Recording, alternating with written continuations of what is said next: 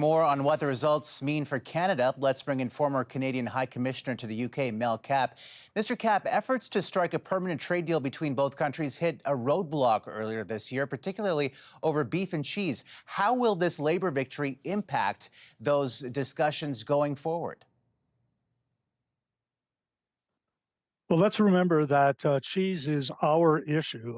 We had legislation introduced in a private member's bill in the House of Commons to prohibit Canadian trade negotiators from negotiating anything to do with milk. So we are going to always have a roadblock on cheese.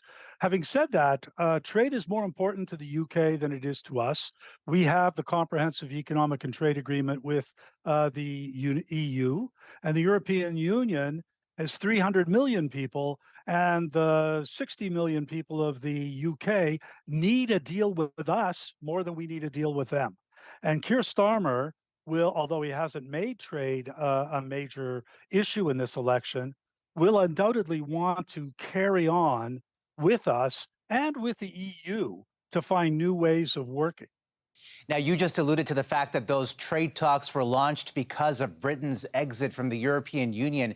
And even though the Labour Party's platform states it will stick to that split, many believe closer links to the EU are vital to improve Britain's economy, which has been a ballot box issue. So could we see that under Keir Starmer? Well, look, the British economy is the worst performing economy in the G7. Keir Starmer has to get investment up, and he has to get growth in the economy working again. So he will have to find ways of promoting closer links to Europe and closer links to the European Union.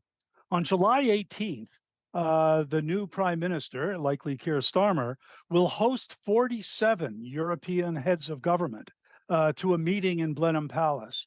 And they will be talking about all the ways that they can increase their links, and in particular, their trade and growth of their economies.